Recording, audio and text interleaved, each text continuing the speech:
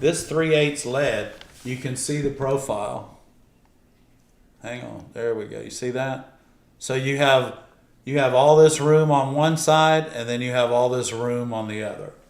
Now, if we're building just big church windows that are getting stacked on top of each other, the whole window gets built out of this. And you can see that we get a nice bite on our glass for the putty to go into, just like that. So if you see that, and you see this, this is what it looks like. Okay, so that's a 3/8 profile. This right here, right here, this is a 7/32. It's a 32nd of an inch smaller than this piece here, but it's, you know, it allows you to keep changing your profiles so that everything looks really nice. Now this is a 3/16 lead profile right here. A 3/16 lead profile. This one is a 1/16 of an inch bigger. This one is, a 32nd bigger.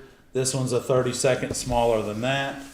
This one's a 32nd smaller than that. And this one is an entire 1/8 of an inch larger than the rest of them. Okay?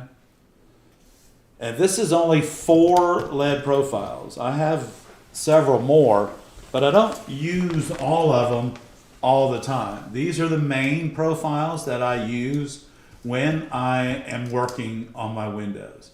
Your lead is very pliable, just like that, okay? Just like that. And I find if you are bending lead, start in the middle. And don't worry about having a little bit too much lead, because when you start chintzing on your lead is when you end up with short pieces, and then you say, well, do I have to replace those if they're that short? Yes, you do. You need to make sure when you're working with lead, y'all, that you take the time. If you need to miter it, watch, you can go straight on, and there's a perfect straight cut. But now I need to miter that.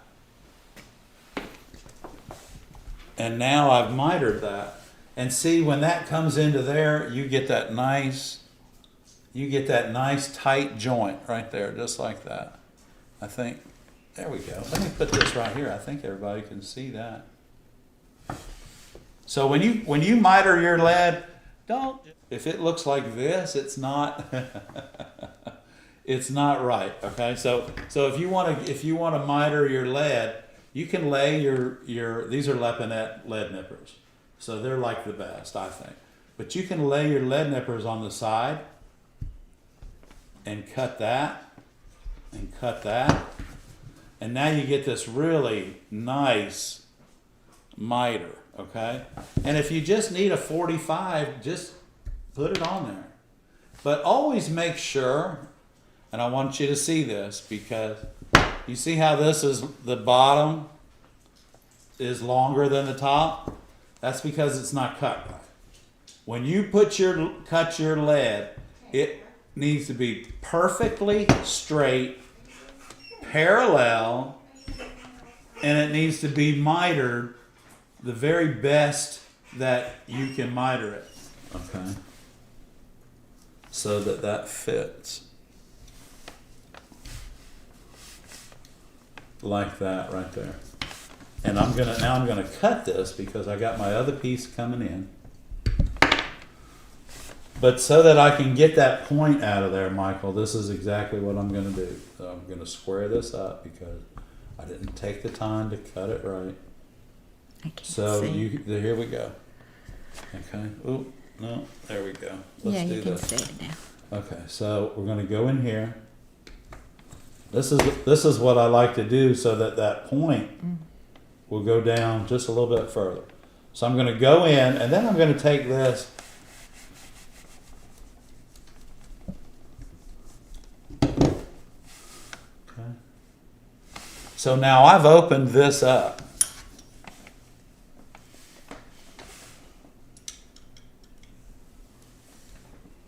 And now if I need to, I can go beyond, there it is. I can go beyond this. I can't see what Hang you're on. doing. I can go beyond this like this. Okay. And that'll allow this to meet up here like that. And then I probably didn't bring enough lead. But, and then this, because that's a hole there, I can go ahead and do the same thing here, and I can bring these miters out. So it'd be like this. Let me get this for you. Just like that. And now we're going to go in. And you see this profile is a little narrower, Michael, than the, so you just take that out. Just get rid of it. That's all you got to do. Okay. Squeeze your lead back together. So I'm going to take this, and I'll just do this anyway. I'll just take that, bring that a little bit out, and there we go. So when I put this one on there, it's going to come back around, and we're going to take this and we're just going to lay that there, like that, like that, and I can bring these down like that. Okay. And the only way that that's going to go into that point there is by removing the center. Otherwise, your glass is going to be right there. Okay. Now you see I've marked my lead at an angle on the glass. See that angle right there? Now your lead nippers, cut it nice. And now I'm going to clean it up. I'm going to lay them sideways. And I'm going to go straight down and square that up. So that now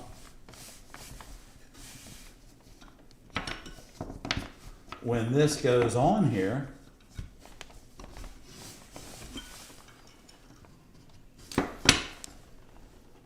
okay, so now that goes like that. This piece of lead, I'm going to bring it all the way around. But what I want to show you is how that miter fits right there. And because it's not quite right, when you butt it up to it, you take it off.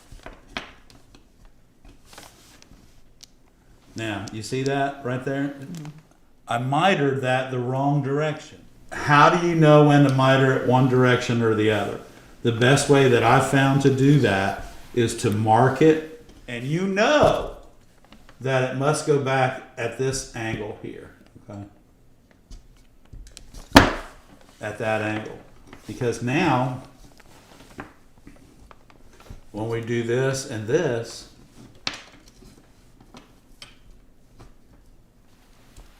see it now? It's perfect. That joint lines up just like it's supposed to. And then this piece will fit in here. So it's imperative that you miter all the lead that you need to. And it should, when that joint comes up like that, that's what it should look like. It shouldn't be like that. It shouldn't be like that. It should be right against it. And what happens now, when you go to lift the window because your lead is so tight, when you go to flip it over, you've soldered one side, there is nowhere for your window to move. If we cut our lead back like this, okay, so the lead touches on the bottom, but look at the gap we got on the top. Y'all, that is definitely unacceptable for lead work.